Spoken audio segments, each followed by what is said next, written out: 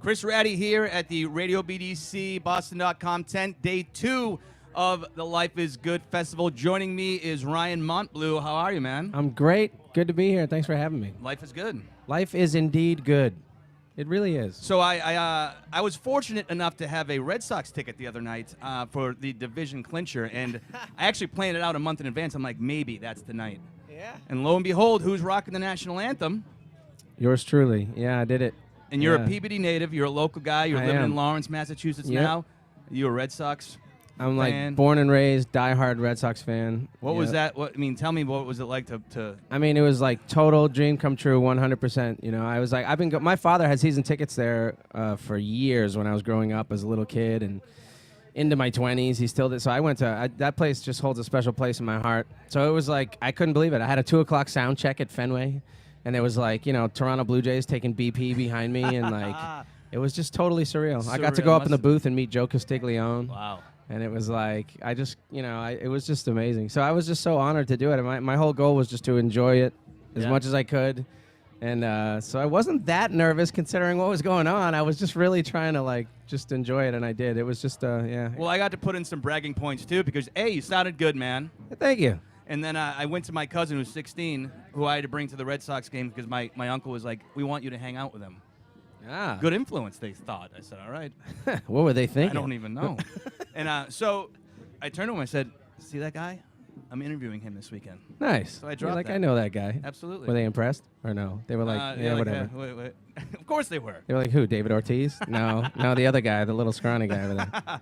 So we're set up right across from the Life is Good Coffee House. You're taking the stage there today. You played there yesterday as well. Yeah. But singer, songwriter. We can get more into your music in a bit. But first, let's talk about the stage. You're curating. Yes, I'm a curator now. Yeah. Thank you, Life is Good, for making me a curator. Add to your signature on email. So tell me about what goes into that.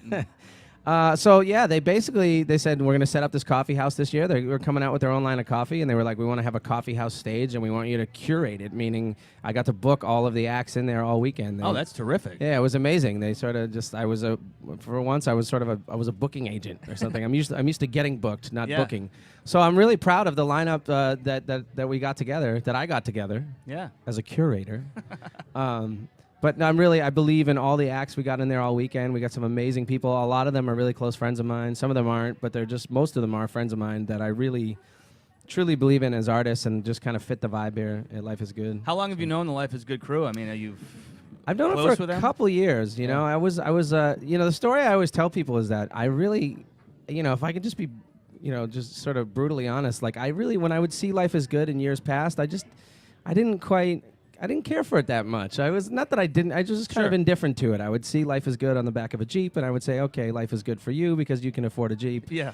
But then, literally, like, I met the two brothers, and it just changed instantly. It was like 20 minutes in a room with those guys, and I was instantly changed forever. Like, they really, truly care about what they're doing. Everybody at that company really cares. Yeah. Now when I see the shirts and it's like a source of joy, and I wear them, and it's like, because I know that these people really believe that life is good, and they want to like just promote that message. I mean, I was fortunate enough to have them sit down here this morning when we talked for about 15 minutes, and just infectious. Oh, they can talk. Oh yeah, man. There's no doubt.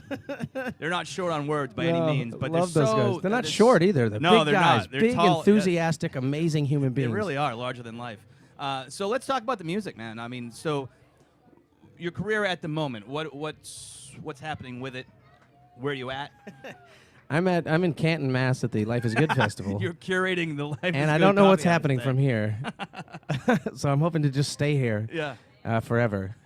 And I'm at a kind of a major breaking point in my career right now, and I've been on the road the last 10 years, since 2003, and almost all of that has been with my band and kind of the same group of guys, and now for the first time in many, many years, the band is changing. A couple guys are leaving to have families and to do other things, and so everything's changing. So it's a little scary, but all of that is happening for good reasons. It's not like the band's breaking up because we're fighting or something. It's sort of it's guys want to be with their kids, so it's weird. Things are changing, but so many good things are happening still. It's like I sang the anthem the other night, and And I'm still going and playing solo shows, and I'm still definitely going to have a band. I just got to like kind of take a step back and figure that out. But it's kind of exciting. It's been sort of scary the last few months to know this change is coming, but now I'm just kind of excited for it. Who were some of your influences as you were growing up, as an artist, starting to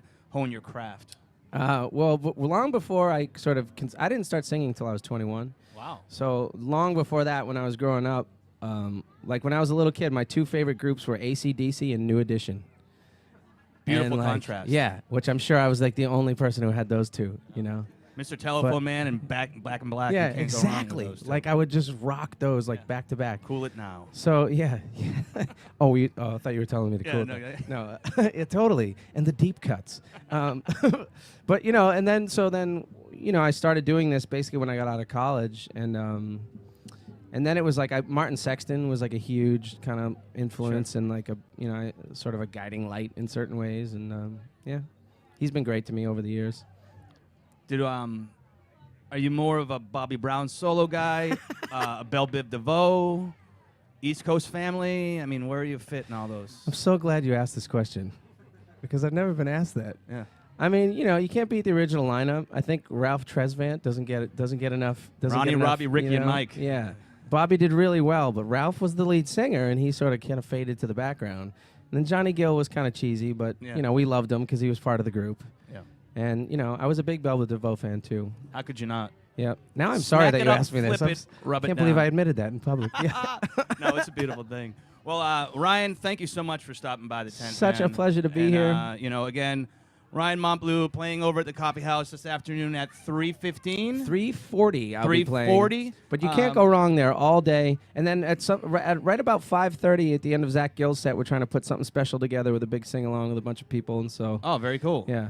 So that's going to be around 5:30. There's going to be something special going on over there. All day there's great acts in there, and I'll be there at 3:40. And then, of course, Jack Johnson is wrapping up, but then you're going to have an artist in there to officially close the festival, right? After Jack. Session Americana is going to be the last thing going on at this festival, and they're amazing. If you've never seen them, they're really incredible. Fantastic. Well, Ryan, thank you very much. Chris Rattey with RadioBDC and Boston.com.